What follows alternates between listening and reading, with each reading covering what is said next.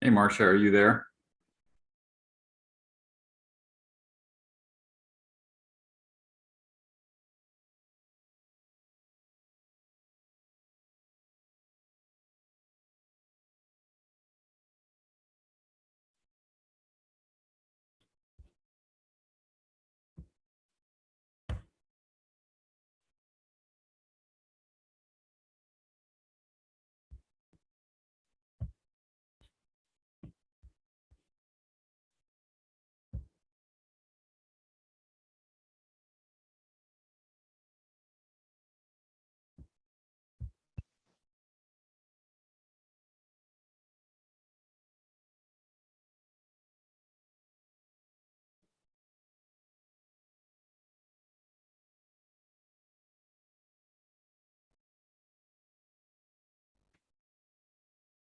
Hello, can you hear me? Hello, hello.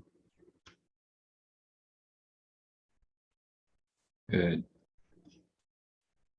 I'll be back.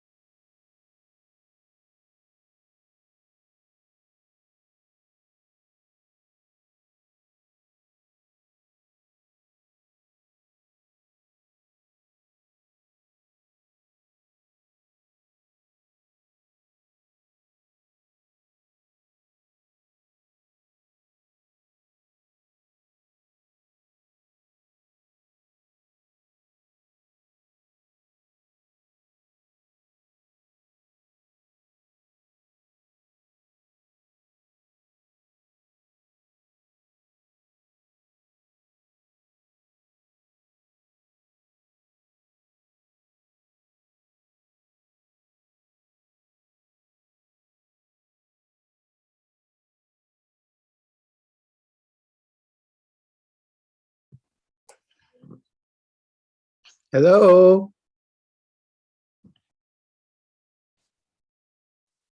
Good evening. Hi, Martha.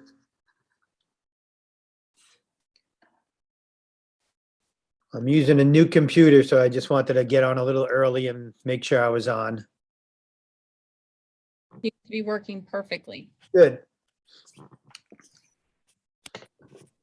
Hi, John.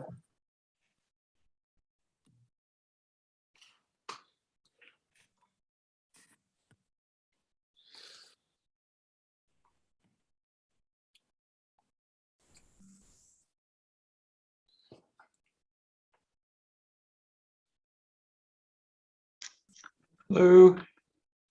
Hi, Craig. Hi, John. Hi, How are you guys? Okay. Long time no talk to, huh? Yeah. it's nice to be getting some rain. Is it raining there? Yeah, Like really raining or just doing what it did a couple of days ago? more like a couple of days ago, but a little heavier. It's supposed to get heavier later tonight and big one on Saturday night, Sunday. Great. Yep. That's exciting. Yeah. Finally. Yeah.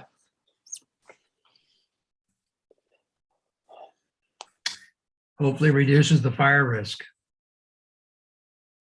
Yeah. Well, every little bit, certainly keeps it from starting. The question is, once it gets going, I think the chief said it'd take an inch or two to really make it go away, but it certainly makes it a lot harder to start a fire when it's wet.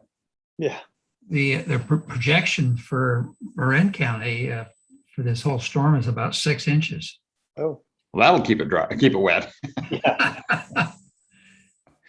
That's great. I don't think they had 6 inches of rain all last year, hardly. Yeah, I'm down in Monterey, and it's just barely drizzling. I mean, a little tiny bit.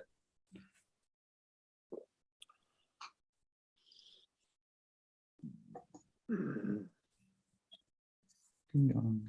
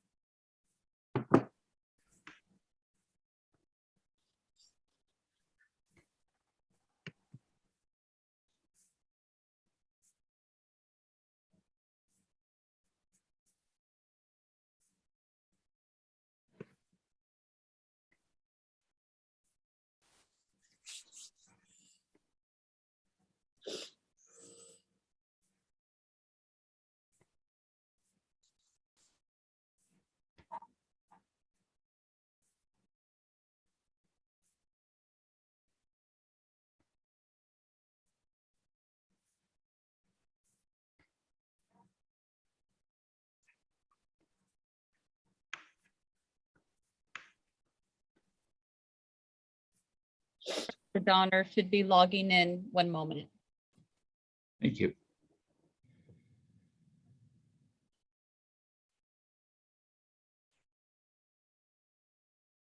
And Director Bates may not be able to attend this evening due to work. Okay.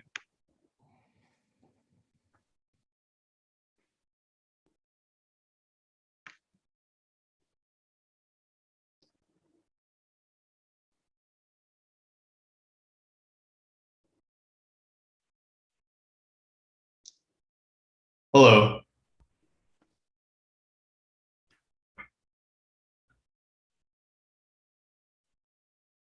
Director Donner's arrived. Hello. Hey, Mike. Hello. Did they, I'm sorry. So I'm sorry, I can only see some of the directors at once here. Oh, hi, Michael. Hi. So I think we're ready to call the meeting to order then. Thank you.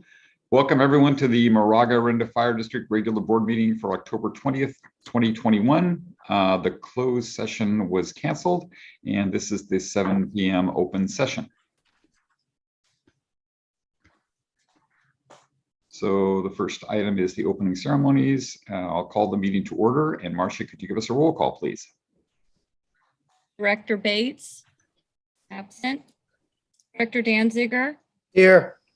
Director Donner, Here. Director Jex, Here, President Jorgens. Here. Okay, thank you. So item 2.1, open public comment. So do we have any comment on items 3.1 through 3? I'm sorry, we don't have a closed agenda, so that's the old ones, I guess. Do we have any public comment on items that are not on the agenda? We do have one hand raised. Okay, Jonathan Goodwin. okay. Good evening to everyone. I have three questions having to do with public safety. And the first one is there was a recent fire on Pinehurst Road due to automobiles going off the road and igniting vegetation. And I would like to know if this was arson or if it was unintended. I'd like to know who is investigating this incident. And the reason I want to know is I want to know if there is an indication of a public hazard here. In other words, if it was deliberate, that would be cause for concern beyond just the officialdom, in other words, by the residents. If it was accidental, is this, due to racing? I wonder if there are any comments on that. Number two, according to the newspapers, I was expecting the meeting would be a little more interesting tonight, where East Bay Parks would show up and explain why they feel that they're not subordinate to the fire district's ordinances, and presumably not of the state either, PRC 4291 and all that stuff. And I'm wondering if, if the lawyers talk to each other or something happened where East Bay Parks decided they are in a position of having to comply with local and state ordinances of having to do with vegetation clearance. That's a concern of another matter of public concern. Number three, I just heard, a little chatter before the meeting, Director Jex saying that there's possibly going to be quite a bit of rain coming up and this weekend. And if not this weekend, it looks like it's certainly possible it'll come eventually, which brings up the question of debris flows, where, the fire district would be called in because of, hazards to navigation or people getting stranded. That there's a particular area in my neck of the woods where that happens repeatedly under such conditions, where there's not been rain for a long time, and then all of a sudden there's a lot of rain. And I'm wondering whether the district has looked into this on a preventative basis, looking to see areas that historically have these problems, what sort of shape they're in, basically for your own good, but also to, assist people who might want to take preventative measures ahead of time to prevent such hazards. Thank you. Thank you, Jonathan.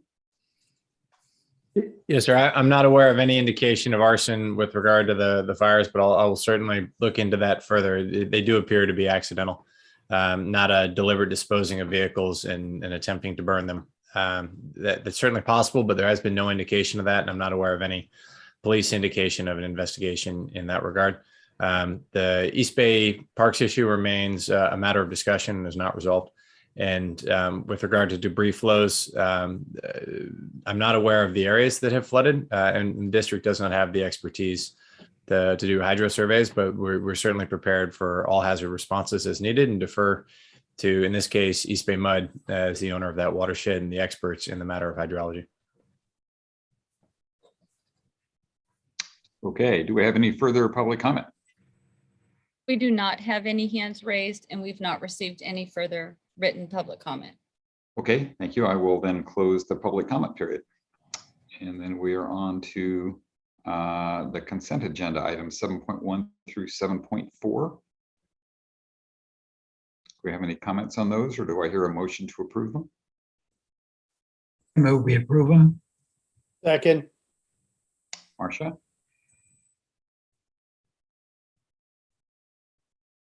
Director Danziger, aye. Director Donner, Aye. Director Jex, Aye. and President Jorgens. Aye. And we do have one hand raised for public comment.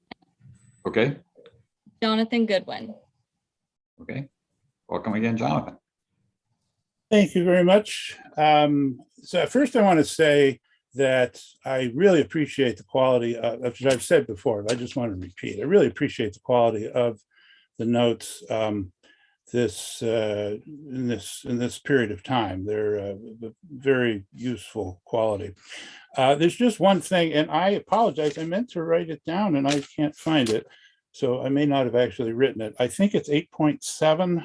There's a reference to a comment that I made at the bottom of that item in the meeting minutes, and it refers to an area between Canyon Road and Highway 24, and that's a little that's incorrect. It should be driveway 24, and I just for the sake of clarity, I appreciate if that was amended. Thank you. Okay, thank you, Jonathan. Marcia, are there any more public comments? We do not have any other hands raised or received written public comment. Okay, so we'll close the public comment on 7.1 through 7.4. Next slide. There we go.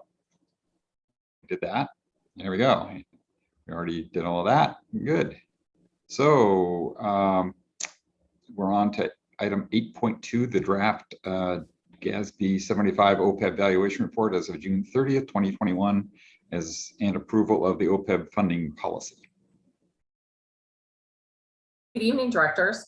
The district's updated draft actuarial valuation for OPEB benefits, which is retiree medical and dental insurance, has been prepared and is before the board for review tonight. The report calculates the long-term costs associated with the district's retiree medical benefits. The report is in draft form. There are two parts to this agenda item. The first is that we need the board to provide direction regarding the draft actuarial valuation report. The report will then be brought back to the board at the next board meeting for approval.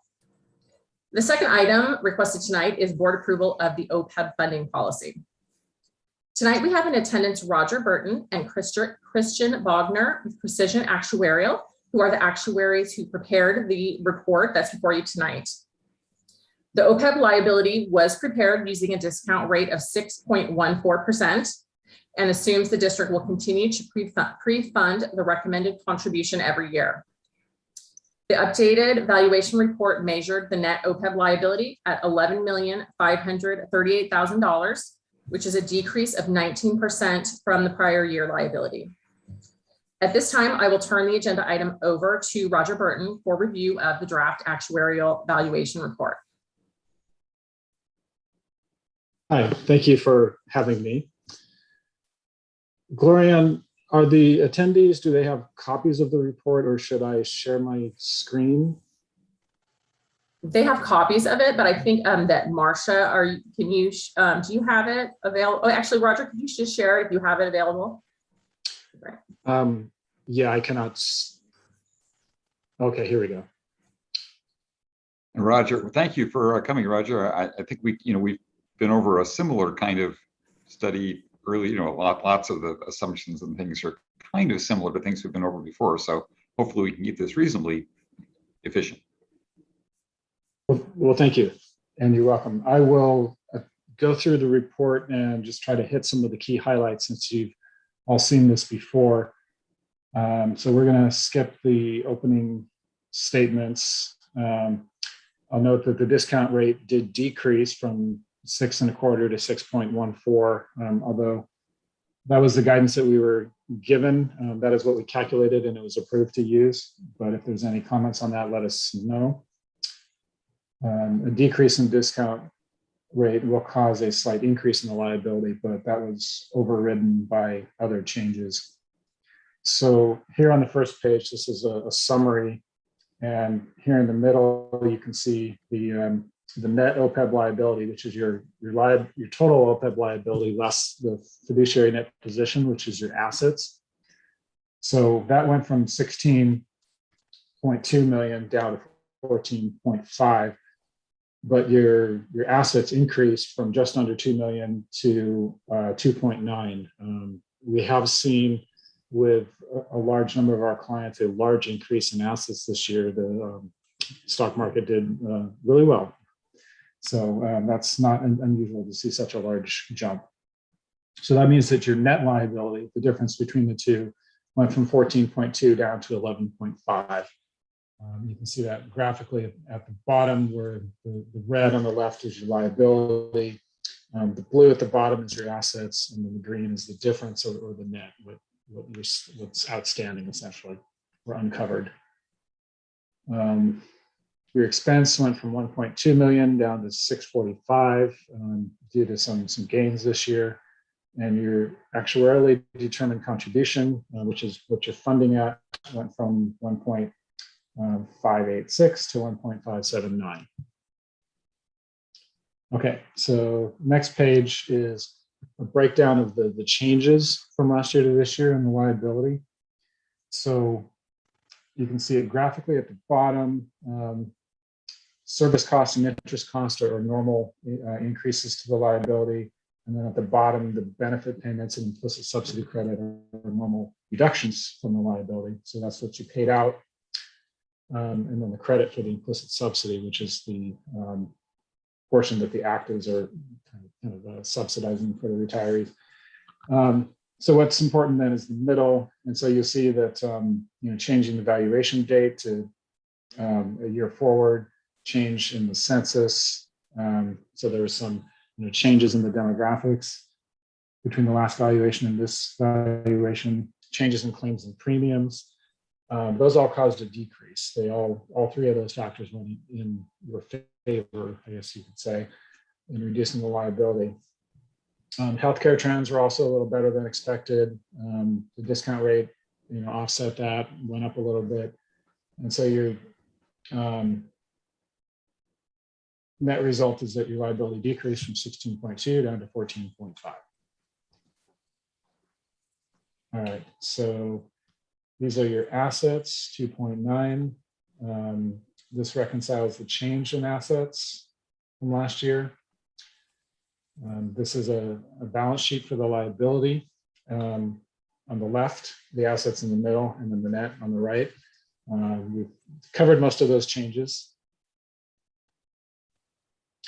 This is an example or an exhibit showing the deferred flows. And I usually skip over this because there's a better exhibit later that shows this in a little more detail. These are the deferred flows for the gain in assets this year and losses in the past.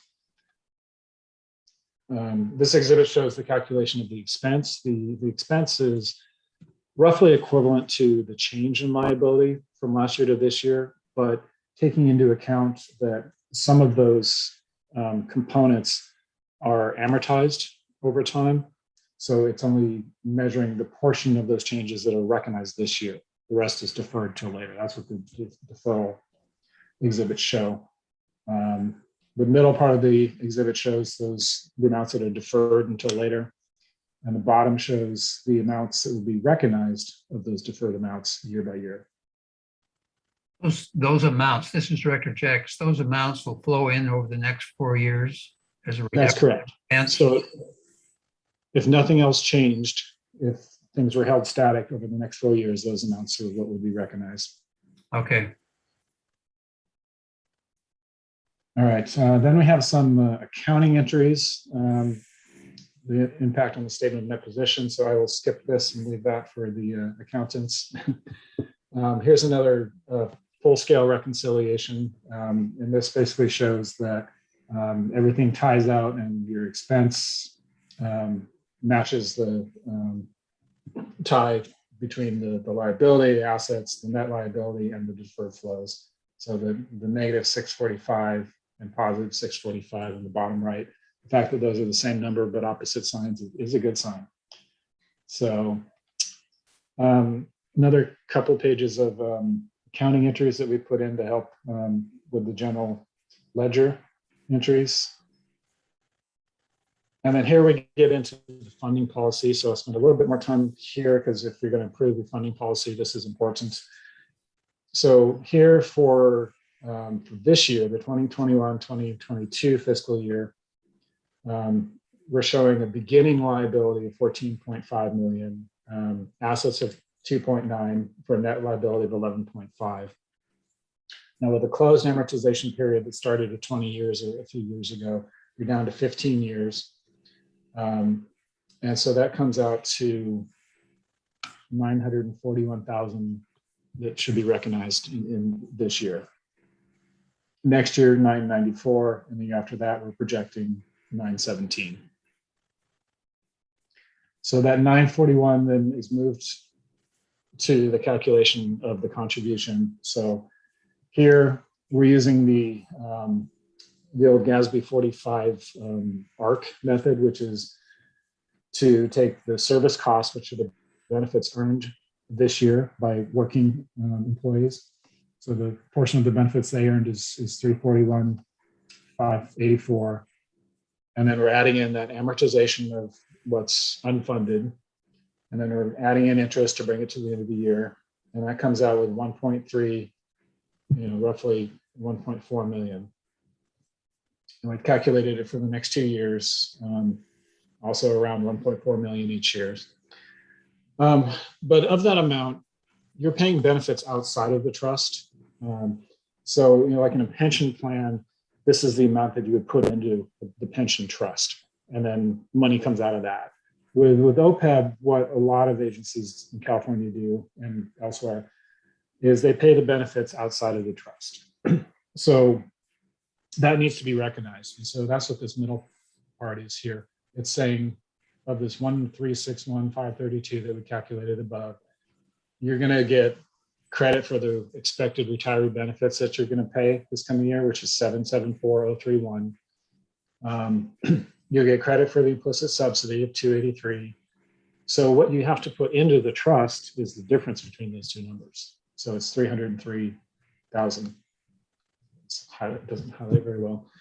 And then next year, 350, and then the year after that, we're projecting to go down to 304. So if you stick with this funding policy, those are the amounts that you would need to contribute to the trust. We've assumed that you're going to put in 100% of the sum of the service costs and amortization, both with interest, each year until the plan is fully funded. And then you'll contribute the greater of the service cost or the total of the benefit payments and implicit subsidy. And we just put that language in there because you reach a point if you continue this funding method where the credit for the benefit payments paid outside of the trust is greater than your calculated ADC. And so technically you can start taking money out of the trust, but most agencies don't do that until they're fully funded.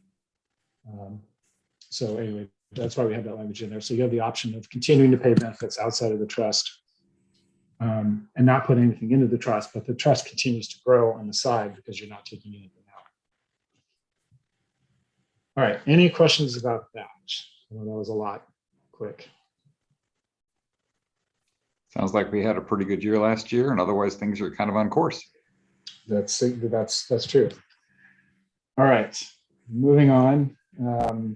This shows how we calculated the interest on the liability and how we calculated the projected earnings. And then we projected you to earn 161,000 or 162 this year, and you earned 631,000. So you had a large gain this year. So that's very fortunate.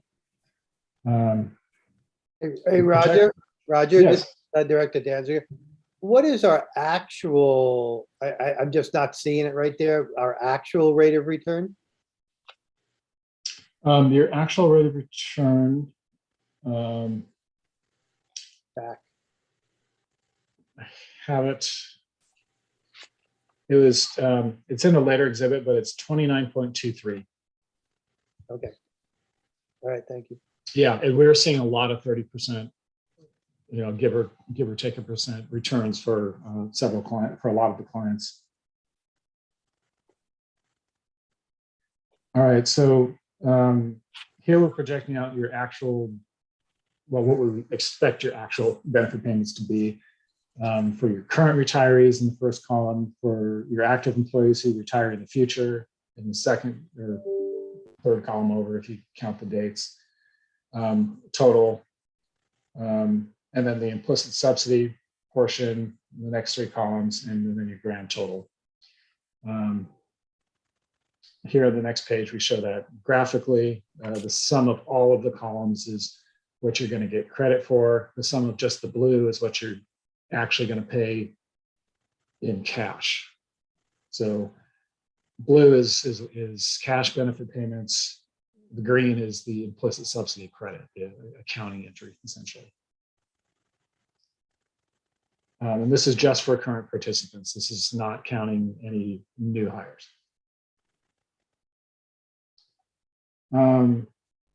Here we're projecting out your contributions. So we're expecting you'll contribute out until about 2036, and then you won't have to contribute anymore. But that's if everything remains as it is today, which it never does. Oh, boy. Yeah. So here on the top, we show you projected payrolls, just a steady payroll growth projection that's split between current employees and future employees. So this does include new hires.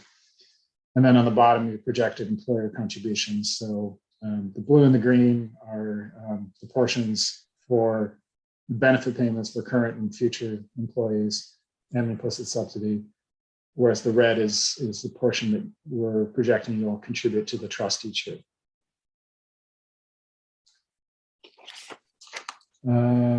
So here we're projecting out your assets and the depletion date projection. We put this in just for good measure to show that we're projecting that you will remain fully funded, which allows you to use that highest discount rate. So this graph, the blues, is what we project your assets to be, and the green are the benefit payments that we expect to be funded. And so since the blue is always higher than the green, you're good. All right, so this exhibit shows the split of the total liability. This is not annual, not the annual expense, between benefit payments in blue and the implicit subsidy liability in red. And it's a 10-year schedule showing the 5 years that we have of 10 years available since GASB 75 began about 5 years ago. Here's the deferred flows exhibit I was talking about. It's a little easier to follow. So each year there are gains and losses. The first section on the top is for experience gains or losses. Things like changes between actual and expected benefit payments. Changes of assumptions is the second one. And then earnings or your assets is the last one. And then the second column shows you what's already been recognized. The third column shows you the period over which it's being amortized. It's 4.3, 4.2, 4.4. Those are the average remaining service lives of your active employees, like how many years to go until they're eligible to retire. So we try to amortize the cost for those employees over that period that they're still working. And then assets are by GASB 75 regulation amortized over exactly 5 years. The next column shows how many years are left in the amortization, and then the next set of columns shows the year by year amounts that would be recognized. And then the bottom summarizes those. All right, so this is the reconciliation of the liability and assets in that position year by year, so showing the last 5 years. Here it's shown graphically. Here's your investment returns. I mentioned 29.23 earned this year, as opposed to the 6 and 5.58 and 6.74. This exhibit shows your contributions made compared to what was calculated to be made. So, the ADC is calculated using expected benefit payments, but your contribution uses your actual benefit payments. So there's always going to be a little bit of a difference, even if you contribute what we calculate. You'd have to true it up at the end of the year if you really wanted to match, but it really doesn't matter if you match. Unlike under GASB 45, where the difference was accumulated and had to be kept track of over time, under GASB 75, you don't have to do that. And so all that really matters is that you're funding at your target level so you can get that highest discount rate. All right, so then we've taken the information from the prior exhibits and also the participant counts and put them into draft footnotes for use in your financial statements.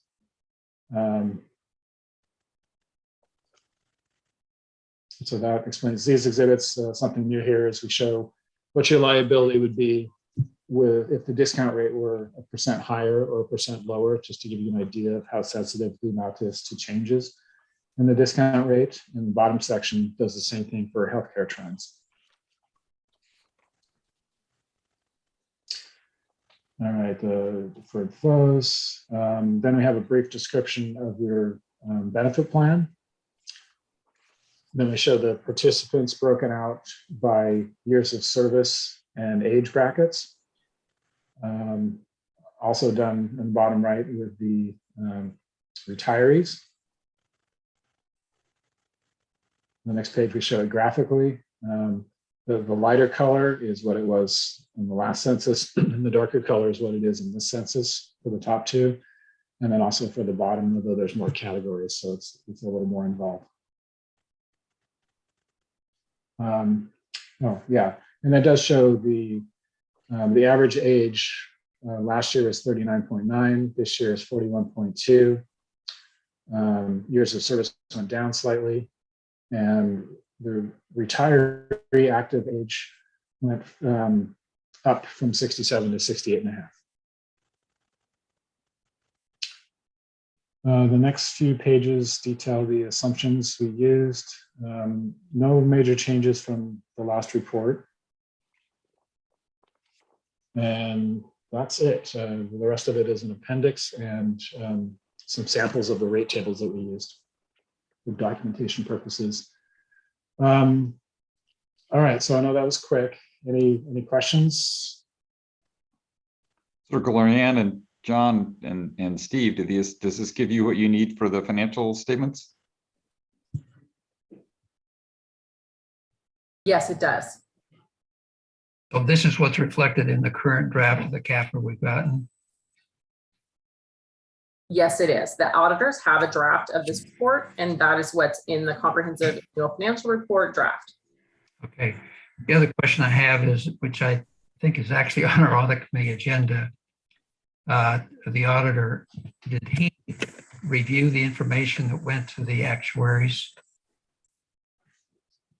Yes, he did. All the census data also went to the auditors and they audited it. Okay, Great, thanks. Okay.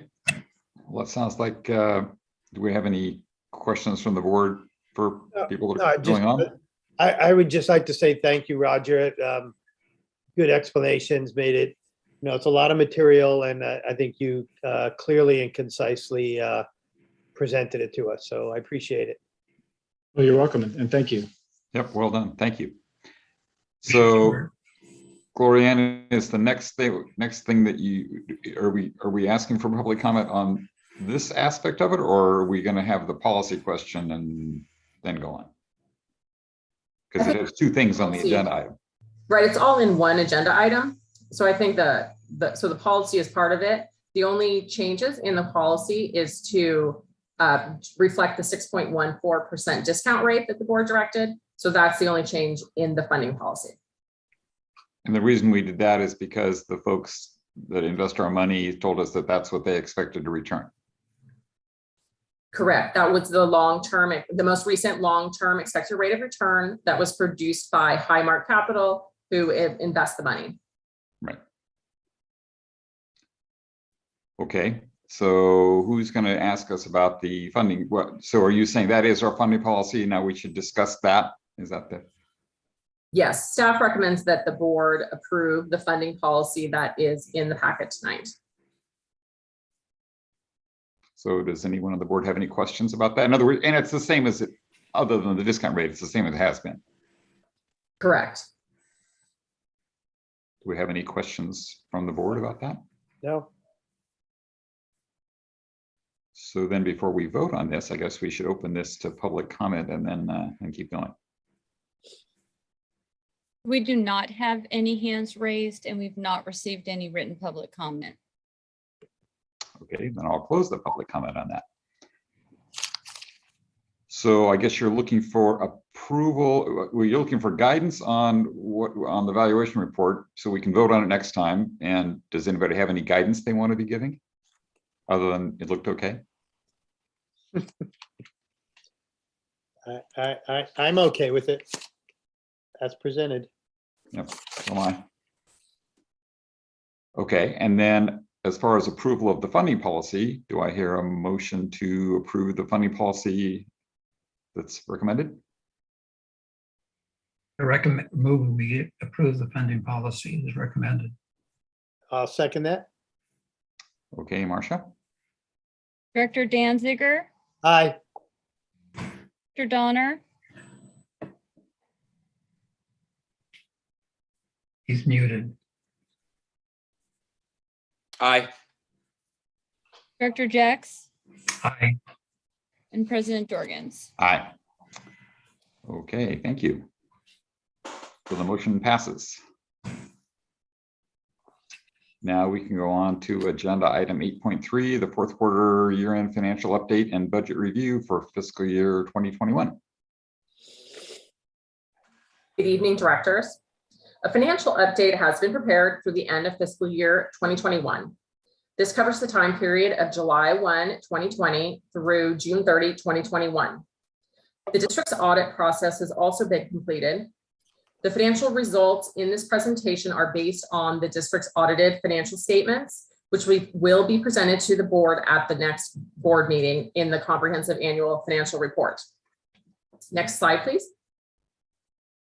When the current fiscal year budget was prepared last spring, the economic effects of the COVID pandemic were unknown. As a result, in order to maintain budget flexibility, the district followed the recommendation of the GFOA and adopted a conservative budget. The budgeted revenue conservatively low and expenditures conservatively high. The original budget adopted in June 2020 projected a deficit of $1.5 million. In response to the uncertainty of the time, the district implemented quarterly financial updates. This is the fourth update since these were implemented. Quarter one projected a deficit of $657,000. Quarter two projected a deficit of $441,000. Quarter three projected a surplus of $571,000, which was primarily due to a one-time transfer of fund balance that was generated from the fuel break administrative fee of $447,000. Next slide, please. The district ended the fiscal year with a general fund surplus of $2.7 million. Yay. Next slide, please.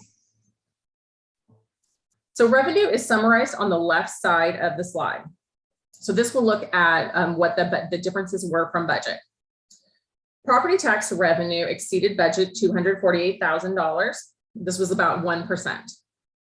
Strike team revenue exceeded budget $372,000, primarily due to personnel assigned to the State of California Office of Emergency Services COVID pandemic support in the fourth quarter of the fiscal year. Ambulance exceeded budget $315,000.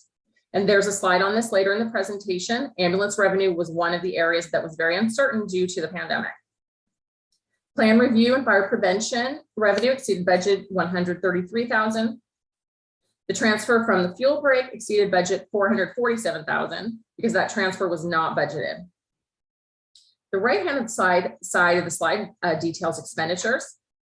Salaries were less than budget and retirement contributions were less than budget due to position vacancies. Strike team overtime costs were less than budget $469,000, which correlates with the revenue on the left-hand side of the slide. Staffing overtime exceeded budget $72,000.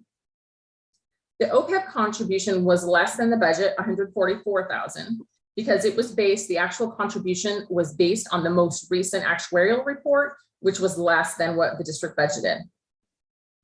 Finally, services and supplies expenditures were less than budget, $242,000, primarily because the COVID contingency and fire chief contingency monies were mostly not spent.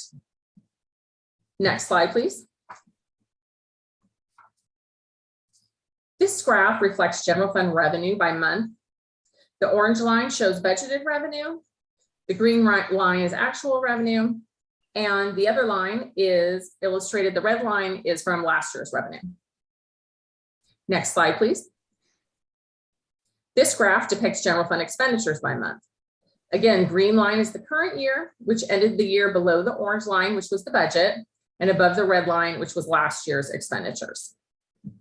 Next slide, please. This graph details the ambulance activity. The vertical bars show the number of transports by month for the current fiscal year and the prior fiscal year.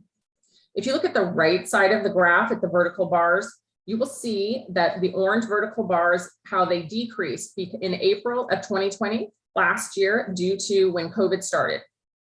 Then you can see on the left side of the graph, how the blue columns, which reflect current year transports, were less than the prior year transports until March of this year, when current year transports exceeded last year, again, because of the COVID-19 pandemic.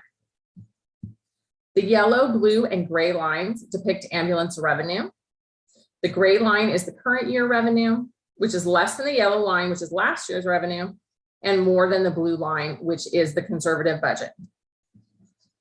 Next slide, please. This graph reflects strike team activity for the last 5 years.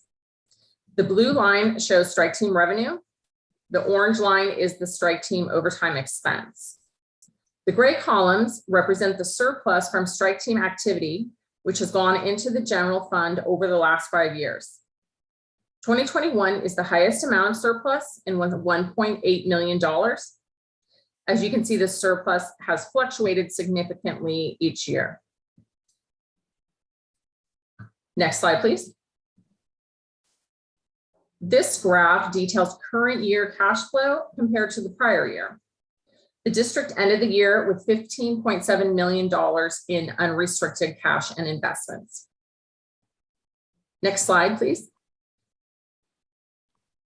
The district started the fiscal year with $9.6 million in general fund unrestricted fund balance. The surplus from this year increased the unrestricted fund balance to $11,965,000, which is 43% of budgeted general fund revenue. This exceeds the fund balance policy minimum of 17% and is less than the policy goal of 50%. Next slide, please. The district spent $36,000 on COVID expenditures in the fiscal year, The budget was $150,000. Next slide, please. The Capital Projects Fund ended the year with a surplus of $580,000. The Debt Service Fund ended with a surplus of $260,000. And the Fuel Break Fund was closed effective June 30, 2021. Next slide. Glorianne, Yes. the increase in the capital fund, largely the money of 2 grants that were not expended yet. Right. Yes, that's correct. 1,000. Okay. Yes. So this is the last slide. Staff provided 4 financial updates this fiscal year. This is the last one for the year end. This concludes my presentation. So last year, it seems to me we delayed the building of the fire station, the new fire station, or the beginning of the building of it. We were pretty conservative about revenue for ambulances and things because things were still pretty screwed up even early in this year. So we knew we hoped we had a conservative budget, and we ended up with a bunch of extra capital, but and some general fund. Most of it came from strike team work, obviously. But now we're going to hopefully be able to get back on track with what's happening for capital projects. Yes, sir. We have a significant deferred project in the form of Station 41 administration and Station 45.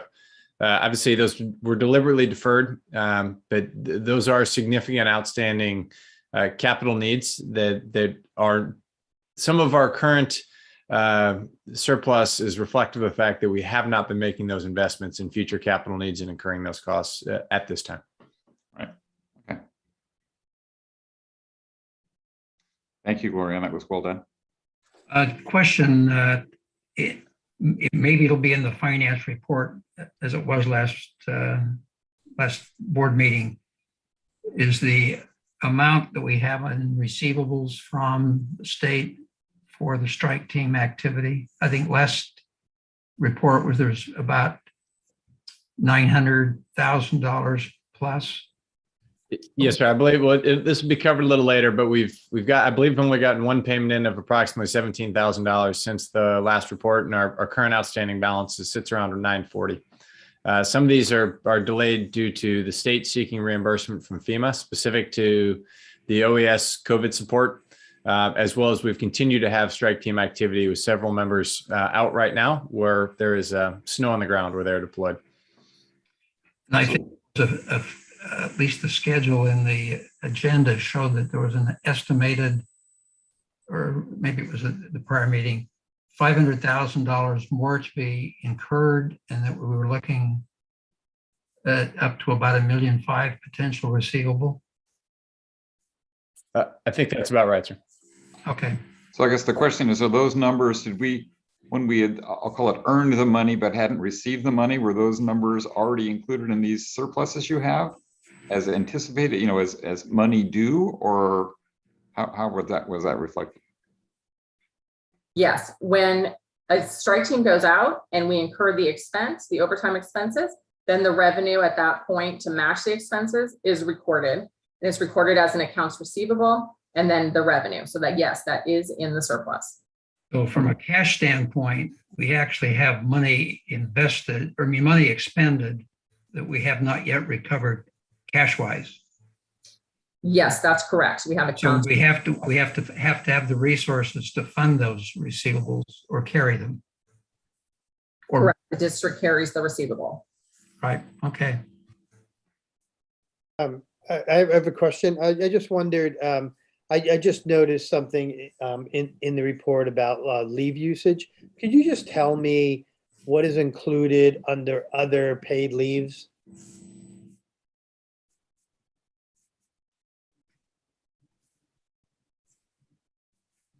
It was up about 500%. I just wonder what that is. Right. That would be either be workers' compensation or like a family or medical leave act leave. Okay, good enough. Thank you. So if we don't have any more board questions, I can open it up to public comment.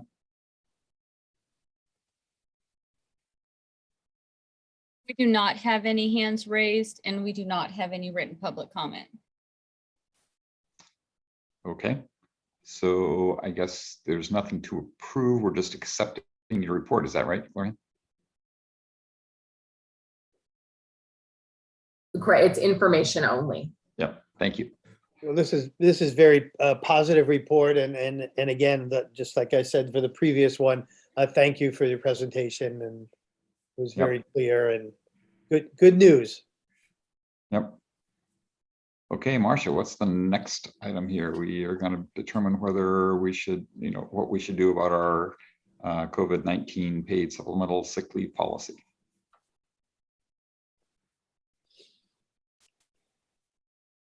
Chief, is that you that's going to talk about it? Or? Yes, sir, that's me. Good evening, directors. In April 2021, the board approved the 2021 COVID-19 paid supplemental sick leave policy, which is included as an attachment. The policy granted employees 2 weeks of COVID-19 paid supplemental sick leave as was required by state law. Some of the COVID-19 paid supplemental sick leave hours have been used by employees and some of the hours remain unused. State law required the COVID-19 paid supplemental sick leave to remain in effect through at least September 30th, 2021. The policy states the district reserves the right to terminate the policy, provided it does not do so before September 30th, 2021. At this time, it is necessary for the board to decide if the COVID sick leave hours expire or remain in effect. The board has three options. The first is to terminate the 2021 COVID-19 paid supplemental sick leave policy effective October 21st, 2021. All unused COVID-19 supplemental sick leave hours will revert to the district and will no longer be available for employee use for COVID-19 related reasons as defined by law. Option number two is to terminate the 2021 COVID-19 paid supplemental sick leave policy effective at a later date. At that date, all unused supplemental sick leave hours would revert to the district and no longer be available for employee use. Or option three would be to keep the 2021 COVID-19 paid supplemental sick leave policy in effect. Unused COVID-19 supplemental sick leave hours would still be available for employee use for COVID-related reasons as defined by law. I would offer to the board that when this was passed, as we have on and many other agencies have in the past, I believe we were all under the assumption that we were in the waning days of the COVID pandemic and that it would no longer be necessary. I would offer to the board's consideration that COVID is certainly still here, is still prevalent in the community. We've seen a number of breakthrough cases in this area as the effectiveness, particularly for those who receive shots early, begins to wane. And we remain in limbo with regard to the approval of boosters for the vaccine that the vast majority of our members received.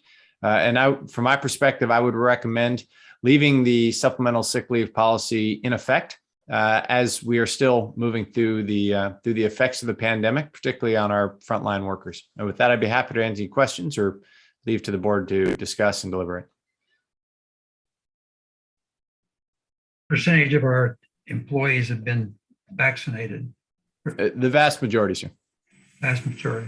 Are our people, as first responders and things, are they able to get, I assume none of them are 65, are they able to get booster shots or does it do any good? Or do we know anything about that? Yes, sir. For the majority of our members received their shots early on. Those were all Moderna shots at that time. The Moderna booster has not yet been authorized. So we remain in a space where boosters are not yet available. We anticipate them becoming available, specifically a half shot in the not too distant future, but that has not happened yet. And the breakthrough cases we have seen of late, at least from my perspective, can be accredited to both the Delta virus's increased efficacy at breaking through and the waning protection that people see as we're now, in some of our cases, 11 months removed from those initial shots. And as the protection begins to wane, combined with the Delta variant, we have seen a number of breakthrough cases in the region. You'll be happy to know, breaking news, the FDA just authorized the Moderna and J&J booster shots. Outstanding. President Jorgens, this is Director Danziger. I would be in favor of keeping the paid supplemental sick leave policy in effect. Okay. As the chief said and the chief recommended, we're still not out of the dark on this, and there's no reason not to continue it, in my opinion. I concur. I'm in favor of keeping it in place as well. I am also. Okay. So I guess we actually, so that's our comment. I need to open public comment on it now. We do not have any hands raised and we've not received any written public comment. So I'll close the public comment. Can we get a motion then to, we need to, I'll make a motion that we keep the 2021 COVID-19 paid supplemental sick leave policy in effect until further notice. I'll second. okay, Marcia? Director Danziger, Aye. Director Donner, Aye. Director Jex, Aye. President Jorgens. Aye. Great. Okay, regular agenda item 8.5, authorize the acceptance of the fiscal year 2020 Homeland Security, this is a long one, grant program, grant to purchase an environmental beta attenuation air sampling monitor, authorize staff to enter into an MOU with the County of Contra Costa Office of the Sheriff and authorize capital projects, fund revenue and expenditure budget adjustment increases in the amount of $23,950, which per word was pretty small now. Good evening, directors. The EBAM, as we refer to it, the district's been awarded a grant as a subrecipient of an FY 2020 Homeland Security Grant Program awarded to Contra Costa County in the amount of $23,950, as outlined in Attachment A. The purpose of the grant is to purchase an environmental beta attenuation air sampling monitor, or EBAM. The project must be completed by May 31st, 2023. The potential for a large disaster wildfire, including prescribed burns, or an act of terrorism is a major concern for the Loma-Orinda area and Contra Costa County. During these events, the health and safety concerns of air quality for first responders and the community, specifically when applying to a shelter in place, is a priority during the response and recovery phases of the event. The mobilization of a portable monitor will provide accurate, precise, and real-time measurement of fine particulate matters. Results are automatically reported near real time, eliminating the need for high levels of human intervention. Data collected will support incident actions and decision making. Accepting grant funds requires a modification to the budget. A capital projects fund budget adjustment is necessary to increase federal grant revenue, $23,950, and to increase equipment expenditures in the amount of $23,950. The district is required to issue a request for proposals in order to obtain bids from a variety of vendors. The exact cost of the monitor is unknown, but is projected to be $23,950 or less. The grant will reimburse the district for the purchase cost up to $23,950. And for a little more context, directors, you may recall that the Rescue One Foundation generously purchased a remote automated weather station for us, which has been instrumental in our communications with the Bay Area Air Quality Management District and has resulted in an increase in the frequency with which our prescribed fire events are approved. One of the unknowns with Bay Area air quality is specific particulate matter measuring associated with the fire itself. So not the regional Bay Area air quality, but the amount of particulate matter that is not appropriately mixing that residents in the area of the burn are exposed to. The EBAM is an adjunct to our remote automated weather station that will allow the RAWs to be positioned in proximity to the prescribed fire event and report in real time the EBAM results to the Bay Area Air Quality Management District, which will give them a greater degree of certainty that that the effects of our fire with regard to particulate matter exposure to residents are within their parameters. And just as a simplification of a very complex process, in the absence of specific data, the Air Quality District refers to models. And those models are all calculated or calibrated to the worst case scenario. And so in our case, literally any measurement will be better than the modeling they're using, because it just can't be any worse than what they're assuming. And that, we believe, will lead to an increased frequency of approvals and potentially extended burn windows where we're able to burn earlier and later in the day because we have real-time calibrated monitoring from an approved source in proximity to the plume, which will allow Bay Area Air Quality to monitor what we're doing and reduce the buffer that's built into their models. And I should add, this is Jerry Lee, our grant writing extraordinaire, is responsible for the language, and then Dennis Rain as really the godfather of our prescribed fire program has been instrumental in identifying this piece of equipment as the appropriate one, developing the relationship with the Air Quality Management District that resulted in our awareness of how we could increase, we could feed them the data that would be required to increase the prevalence of burn approvals, and then identifying the equipment that works appropriately with our RAWs and integrates with the regional system. That all makes sense. So if it turns out that it costs, slightly more than this or whatever more than this, you still have your $100,000 discretionary fund, right? Yes, sir. It's less. The issue is how much of the maintenance is built into the purchase price to get an exact quote. With all the supply chain challenges right now, that has been difficult. But the base unit itself is less than the grant amount, sir. Okay.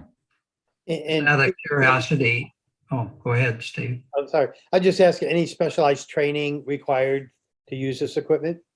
No, sir. It's as with the RAWs, with automated, A being for automated, it's an automated system. It plugs in as an adjunct to the RAWs. It reports through Meso West, the standard system. So not only air quality, but anyone else can see them. And it's not so much training. It has to be sent in for periodic calibrations, but that's done on a bench in a lab by professionals outside of the district. Curious is that the agreement associated with this is fairly lengthy. Are most grants have that volume of paperwork? Most Homeland Security grants, yes, sir. This is very standard, and it actually does speak to one of the reasons we've been so successful, particularly with some of these smaller grants. The application is just as lengthy as the agreement, and they're very laborious and time consuming. And Battalion Chief Jerry Lee, for whatever reason, enjoys doing them. We don't ask why. We happily let him do those. But it does mean that it is a less competitive landscape than it would be with a more streamlined application and agreement processor. Great. Well, compliments to Jerry Lee. I think so. Yes, exactly. Again, because I know he's done a bunch of these things for us. Yes, sir. So I guess we need to, do we have any other questions from the board? Sir, Should we open it to public comment then? We have one hand raised. Jonathan Goodwin. Okay, and Jonathan, I was going to get to your other point when we got through with this, but keep going. I wanted to thank the chief for that explanation, because in reading the staff report, it's what I got out of it was that this was to be used only during a major event when you're going to not have time to do this. But the explanation for the use sounds very good. It struck me sort of to Director Jex's point. It seemed to me that there's so much boilerplate in this MOU that you guys are going to approve that the district could possibly construct 2 or 3 large boilers out of it. And I was wondering if the chief had thought of that possibility. But beyond that, having actually tried to read through that thing, at first I thought the relationship with the sheriff's office had to do with, supervising and accountability, but that just began to seem less and less plausible. And I began to think that maybe it's just an artifact of Homeland Security having a very strong bias toward law enforcement as compared with fire. And so I was just wondering if the chief could explain if there is any, other than grant application purposes, if there is any nexus with the sheriff's office with this and what that might be. Absolutely. So first, we definitely consider boilers not of this plate, but to consume the paper. And I think 5 is the appropriate number. The second thing, though, the sheriff's office also houses the Office of Emergency Services. And the Office of Emergency Services is the subgrantee from the state. So the flow of federal monies for Homeland Security grant program specifically, slightly different for UASI, but not by much, is the federal money comes to the state then disperses it to the various county Office of Emergency Services, which reside under the sheriff's office. And the sheriff's office, through OES, forms a committee, a group of 8, and applicants come and present their proposals. The group of 8, made up of both fire and law representatives, review them, stack them, and then approve those that they think are worthy of moving forward, understanding that they require a nexus to Homeland Security and counterterrorism. and with some additional priorities that are year by year. Some years it's been hazmat equipment. Other years it's been chem and biorad monitoring. Other years, ballistic PPE. Those sort of things are outlined in each year's kickoff, what is going to be prioritized. But there is a requirement on all Homeland Security grant program funds that there be a nexus to Homeland Security and to terrorism. And however, that does not preclude applicants from applying for things that both have a nexus and have other uses that are associated with the core functionality. In this case, for us, that other use is prescribed fire while maintaining the core functionality of the weapons of mass destruction, terrorism attack, et cetera, and the ability to increase the density of monitoring nodes throughout the community. But the nexus or the role of the sheriff here is as the executor, as the subgrantee of state money, just by virtue of how the state has chosen to disperse the Homeland Security grant programs through the Office of Emergency Services in each county.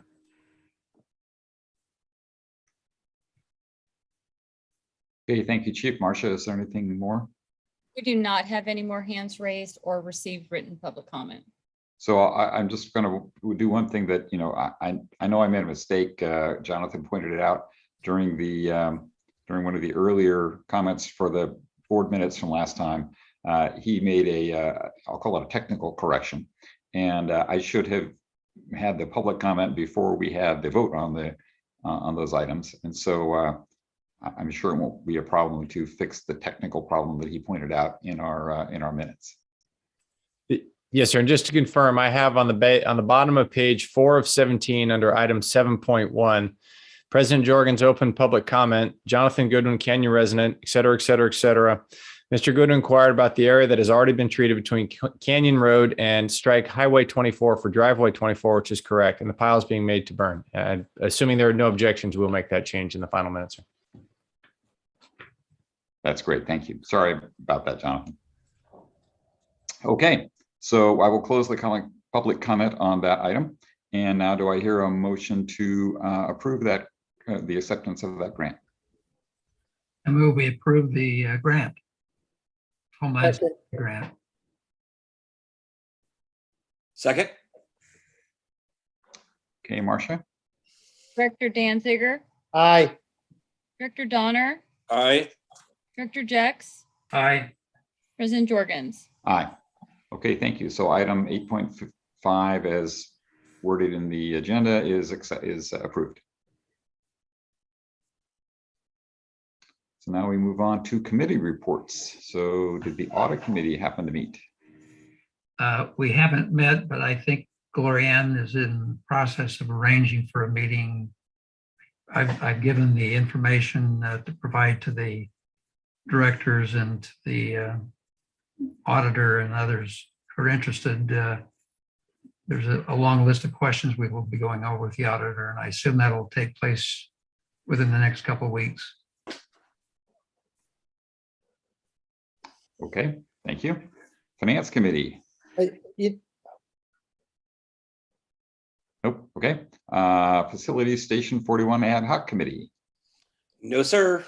Okay, I know the joint fire prevention committee didn't happen because I don't think that's happening anymore. Right, At least yeah. it's on hold for a while. Yeah, I would just make a comment on that. I did check in with an Orinda city council member, and they told me that the authority for that committee has expired, and that this council member was going to talk to the mayor of Orinda at least about what they need to do to get it going again. So for the present Great. time, Thank you. it is not occurring. Okay. Marcia, on to the next slide. Thank you. Is there any public comment on items 9.1 through 9.4? We do not have any hands raised or received written public comment. Okay, I'll close public comment on those items. And we can move on to announcements for 10.1. Do we have any announcements for anybody? Not hearing any of those, we'll move on to item 10.2, questions and informational comments from board members and staff. Okay, on to 10, well, whatever the next one, 10.3, fire chief updates. Chief Winiker. Good evening, directors. We'll start with fire prevention.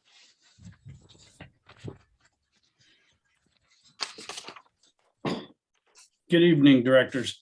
Fire prevention, we've been steady. We're starting to see slowdown of the complaints. Our dead tree complaints are at 82, had 185 exterior hazard abatement complaints. Property transfers are staying steady, 625 to date, with 329 passed, 296 failed. This year we've done 1,897 assessments, 597 passed, 1,300 have failed.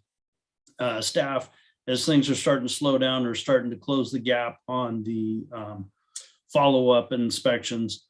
We've issued I'm sorry, I don't know if you want to do all this at the end or along the way. So when we have these, this is how many complaints we've had on trees and how many inspections we did and how many people failed. But then so did we have the people cut down the trees, and did the people that did the property transfers, I assume they all had to eventually pass? Yes, sir. So we worked through the process with them, and we do have a number that, the new year hits and we're into 2022, and we're, still trying to play catch up with them from the last year's inspections. There are cases with the dead trees that we receive complaints. We go out, we start the process, we do the assessment, we give them the time, and it's just a work in progress to make sure they abate the hazard. And for the houses, I assume they need to happen really quickly so the house can close? Yes, sir. That's where we're seeing our greatest success with compliance to the fire code, is in the property transfer inspections. So On the dead trees, along Highway 24, I noticed, I don't know where the border is with the cutoff, but there's a lot of dead trees through Orinda and on through into Lafayette on both sides of the road. Yes, sir. Those are over the city line in Lafayette, and they're also on state-owned land, which Caltrans has been very clear that they're not subject to our regulations. But yes, sir, there's been a significant die-off of trees, obviously in both areas, with an accumulation along Highway 24, and then as you cross St. Stephen's and Dabble Boulevard, if you look up and to the left on that high ground on the north side of 24, there have been quite a few up there as well. We're working with Caltrans. I have a meeting with them on Friday as well. They've received $30 million for roadside mitigation in this area. They let that out, bids to contractors, and the numbers came back at about $30,000 an acre. So they're having to revisit the bid process and let those bids again. But they do have money flowing into this area to address trees, encroaching brush, and some of the other roadside hazards. Thank you. Hey, Fire Marshal, this is Director Danziger.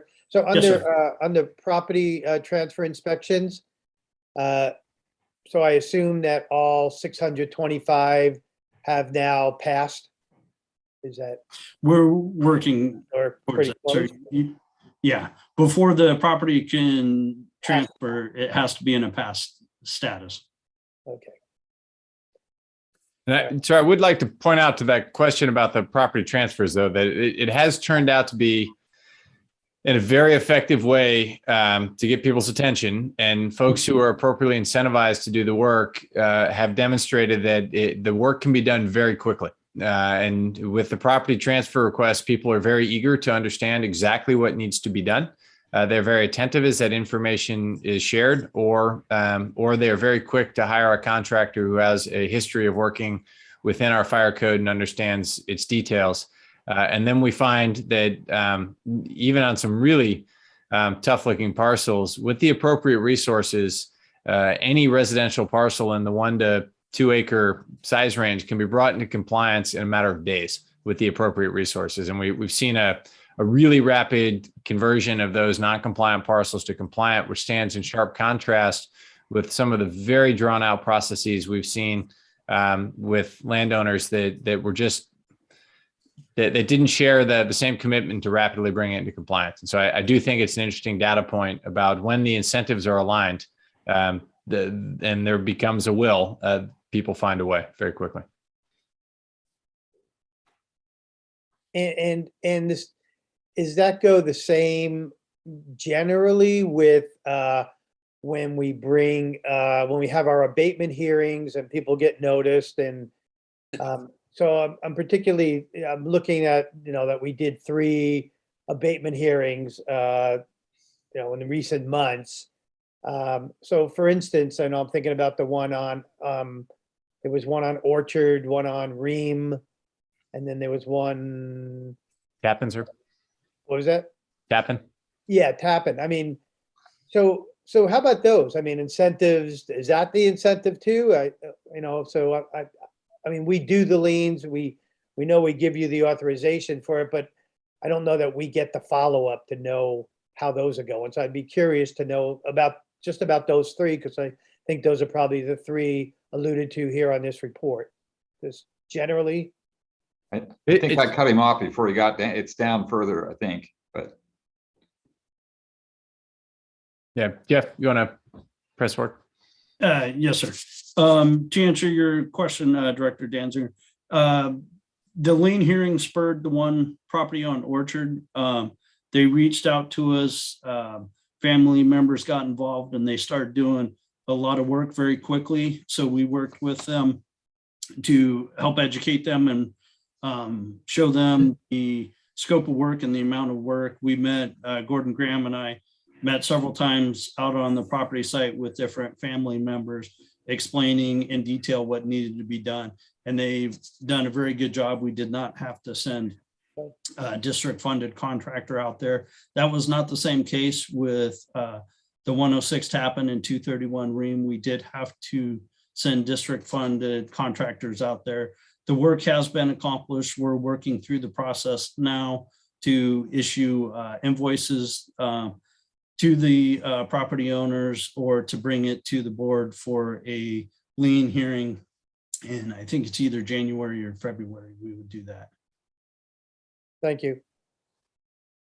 No changes in the abatement hearings. We're still at 3. We haven't been doing any district funded chipping, no changes there. I did add some additional information into the state mandated inspections based on questions and comments from the board from last month.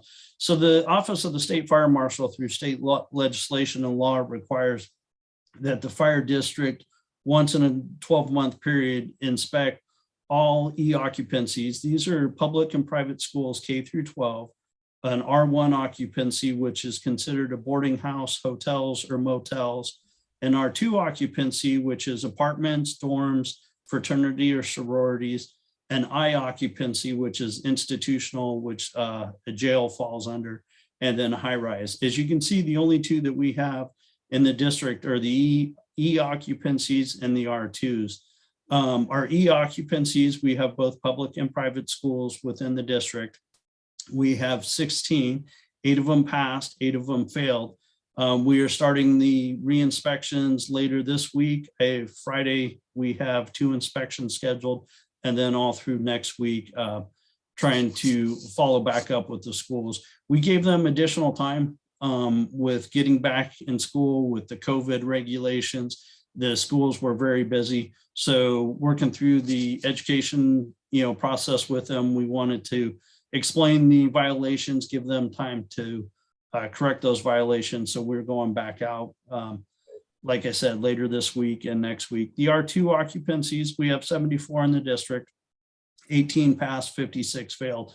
The failed ones are mainly exterior hazard abatement issues. Instead of sending 2 inspectors out at 2 separate times, a better use of our resource was sending 1 inspector to do the state mandated inspections for the common areas of apartments and dormitories, looking at fire extinguishers, exit signs. But when we had that inspector out, we also had them take a look at the vegetation next to the buildings. And that's why we see that high fail count. It was educating the property owners or the property management companies to the requirements of our fire code. Our plan review dropped off a little bit in September. It's already picked back up for October. We're real close. right now to where we were for a total of last year. I think we're at 294. Current projects, again, working on the complaint backlog, doing all the follow-up inspections. We still have a couple days remaining work for the Pinehurst fuel break. We had a new employee start this week, a new fuels mitigation specialist. So we're doing new employee training. Plan for the quarter, we're prepping for the Tunnel East Bay Hills grant and focused on some formal training for the fuels mitigation staff through the winter when we're slowing down a little bit and haven't picked back up for the chipping. End of my report. Happy to answer any questions of the directors. I could add one amplifying remark. The training Jeff's alluding to, among other things, that includes qualifying our fuel mitigation specialists as damage inspection specialists, or DINS, which is a state recognized qualification, which will give us the ability to deploy them during the late fall months in the aftermath of major fires, where they do inspections of properties that were damaged or destroyed. And the reason we think this is beneficial, it is not only a career progression for them and something that makes the job more desirable, but specifically once you've seen houses that have burned and have not burned in close proximity to each other, gives you a very different view of the landscape and arms you with experience that can then be used to translate not only the importance of exterior hazard abatement and fuel reduction, but techniques that work and don't. When you see two houses side by side and one is burned and one is not, it becomes very hard to miss what is different about the landscape around them that may have contributed to one surviving. So we think that's an excellent opportunity that is a win across the board, as well as our ongoing efforts to make this position more desirable to help with our recruitment and retention efforts. That's a great idea. Great idea. Yep. Excellent report. Thank you, Fire Marshal Isaacs. Yep. Thank you, Jeff. That's great. Okay, back on order. We'll go to human resources now, please. Good evening, directors. My HR update today is brief, but as Jeff Isaacs, Fire Marshal Isaacs alluded to, Gianni Pagliuca started as our newest addition to the fuels mitigation team. He's a fuels mitigation specialist. He started on October 18th. He was previously an Defensible Space Inspector with Marin County Fire Department, and he graduated from CSU East Bay. He reports to the Fuels Mitigation Manager, Gordon Graham. That's it for the recruitment updates. And just another point with our district, Helpers Open Enrollment for Health is now closed. And that's the end of my report tonight. Thank you. Thank you. Thank you, Lisa. And finance, Mary? Good evening, directors. I'm going to give a brief finance report. Next slide, please. This is the strike team reimbursement update for the receivable that we're carrying for the strike teams. So for 2020, 2021, we still have $934,000 outstanding and receivable with OES for fires and for OES HQ support. So far this year, 2021-22, we have a receivable estimated at $942,000. We haven't received actual invoices from OES yet, but this is just based on the F-42s that I've received for all the firefighting activity that we've had these last few months. So combined, the total receivable for last year and this year to date is estimated to be about $1.8, $1.9 million. Again, the 2021-22 figures are just estimates based on the F-42s that I've received. And so far, we've had 39 assignments since July 1st and 403 person days. And then Gloria alluded to this also, but a draft of the comprehensive annual financial report for the year ended June 30, 2021 was sent to the board for review, and the report will be presented to the board for approval at the November 17th board meeting. That's the end of my report, unless anyone has any questions. Just to give a little bit of context, 403 person days to date. We do continue to have members deployed, as I mentioned, with snow on the ground. Those have not been calculated yet, so that number will creep up. But last year, we finished out at about 738 person days. We are not going to, especially if fire season is drawing to a close, as it may be with this storm system, we will not hit that same number this year, since we will have effectively lost 6 to 7 weeks of fire season due to thankfully, the early onset of winter. Just I point that out just to speak to the volatility of strike team revenue year over year. Thank goodness. So I guess that means, that's great news for California as a state to not burn up, but it's not great for our revenues. It's not great for our revenues, but it is great for our prescribed fire program, sir, because this sets up a viable fall burning program that we're already scrambling to put in place for the anticipated dry spell after this storm moves through. Great. All Okay, right. thank you. Thank you, Mary. For the operations report, we've been busy. In addition to the continued out-of-county and wildland deployments in the area, we've had a number of fires. On September 16th, at just after midnight, we responded providing mutual aid to Lafayette, where a commercial structure heavily involved. These are difficult fires, particularly with the occupancy type, with high fire load and potential for volatile liquids that, when ignited, can flow rapidly. Obviously, proximity to auto repair and in that developed area downtown, that is a different fire for us. And our folks were able to deploy integrated in support of Contra Costa County as part of our boundary drop, where we seamlessly flow resources back and forth. Next slide, please. Additional shots from that deployment. And again, please. All right, and next slide. Oh, so this was on October 2nd, at just after 11. There was a vehicle accident on San Pablo Dam.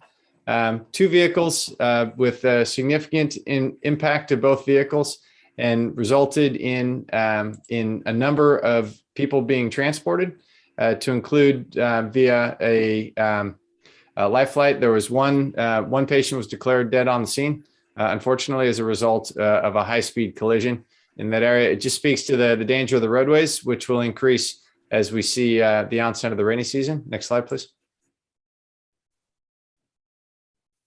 And crumple zones and airbags at a certain speed, you exceed that vehicle's design parameters. Next slide. And next slide. wow. Here on October 12th, just after 5 o'clock, we responded to a vehicle fire on Grizzly Peak near Lomas Cantadas. In this case, the vehicle into the vegetation on the side there, which caused the fire to spread into the surrounding area. Rapid response was able to curtail it and prevent additional fire spread. Next slide. You may recall this was one day after a red flag event in an area that had seen previous fuel treatment and grazing, which was beneficial. Had this happened the day prior, during that red flag event with those high wind speeds and very low RHs out of the north, this very likely could have moved outside of that area of origin if it got up into those trees with embercast to the west, which would have been of the utmost concern. Next slide, please. There's one more on that. Just in proximity to the power lines and the trees, really very fortunate there was a rapid response and that there were milder weather conditions that day. And also, sadly, on Monday, we had a fatality structure fire in North Orinda. Crews responded in conjunction with Contra Costa County, a very large home, not sprinklered, and a well-involved fire from the opposite end of the home, very likely to have delayed reporting, which allowed the fire to become well established before the residents became aware of it and began their evacuation, and before it was reported. That fire remains under investigation. We're working in conjunction with Orinda PD on the investigation of that. And then today, sadly, there was another fatality with a tree trimmer, fell from the upper heights of a very tall tree and was killed upon impact to the ground. So we've had a pretty rough start to the week, and we'd urge everyone to be very careful, both on the roads and when carrying out their functions, and that in your home, it's always a good time to ensure your smoke detectors are working. And if you do not already have so, to consider interconnected smoke detectors with new technology, there's the opportunity to do that without running wires via Wi-Fi or Bluetooth or any of the other technologies. And interconnected smoke detectors are tremendously helpful for ensuring, especially in a large house with few occupants, that you are aware of a fire in a remote portion of your house. End of the fire chief report. Under 10.4, communications received, I've received a number of emails and notes associated with those major events we've had in the district recently, commending the district's response and professionalism of the crews that responded to the event. I'm obviously very proud of the professionalism and the timeliness with which our crews have been responding. We've also received a number of notes from out-of-county deployments from folks who have come into contact with MOFD members as they responded to fires throughout the state where we continue to have people deployed. End of report for communications received. Thank you, Chief. I just want to add a comment. I talked to several neighbors of the fire over on, I guess it wasn't Dale, it was Singing, where it was Silver Oak. And the people there said that your team and the people from Contra Costa County and around were very professional and, efficient, and really were, knew what to do and got it done. And they were extremely impressed. Thanks, sir. President Jorgens, this is Director Danziger. Chief, you're giving us a report. I know you don't report everything, all the activities you're involved in, but I do want to say that last week I did attend the session sponsored by Assembly Member Bauer Cahan, where you were there, and the Contra Costa County, I believe it was the Fire Marshal. And I just want to thank you for getting the word out. I've seen you give that, similar talk many, many times now, but I think, if you reach a few people each time, it's a good thing. So thank you for your continued, persistence out there in sending the message for everyone to mitigate their properties and take appropriate measures. Thank you, sir. I really look forward to the day that we can move on to more advanced topics and move beyond cut your grass to less than 3 inches and limb your trees to more than 6 feet. But at the moment, that seems to still be the appropriate message. Yeah, thank you. Good. Okay, thank you again, also, Chief. Any announcements or future agenda items? I don't know if this is a future agenda item, but, just hearing the chief talk about this fatal fire, and I'm not sure if it was an elderly resident, but maybe we should think about, as a district, doing some type of smoke detector program for our elderly residents. Might not be a bad idea. Yes, sir. I think it's a good idea. Good thought. And then maybe also promoting monitored fire alarms instead of just ones that go off in the house. Yes, and then also, before we adjourn the meeting tonight, today is the 30th anniversary of the Oakland firestorm. So I'd like to take a moment and silence in honor of Battalion Chief James Riley, who I know personally saved dozens of people that night, and of Oakland Police Officer Grabinski, who also saved dozens of civilians from Charing Cross Road, and also in honor of the 23 civilians that were lost.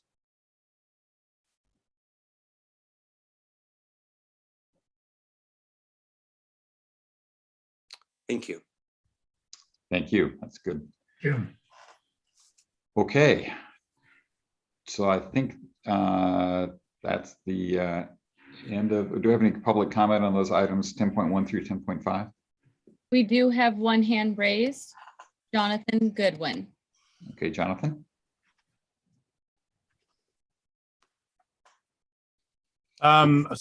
It's going back to the fire marshal's report.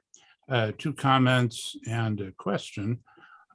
First, it's nice to see some synergy between the board and staff in the form of so many more school inspections this month than last. Just thought I'd note that. At the bottom of the page where it says Pinehurst fuel break, small point, but Pinehurst is one word, not 2 words, or should be 1 word, not 2 words. It just, I think it look better that way, reflect reality a little more that way. And then I have a question about the 897 home inspections.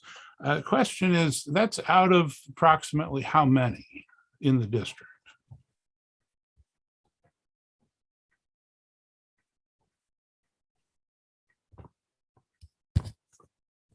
There must be something like 9,000 or so, right? There's roughly 14,000 Okay. parcels in the district. What now? Okay.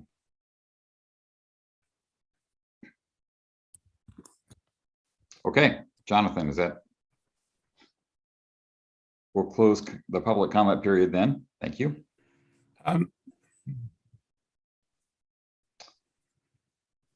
And I think that's going to be the end of everything. Do I hear a keep going there, Marcia?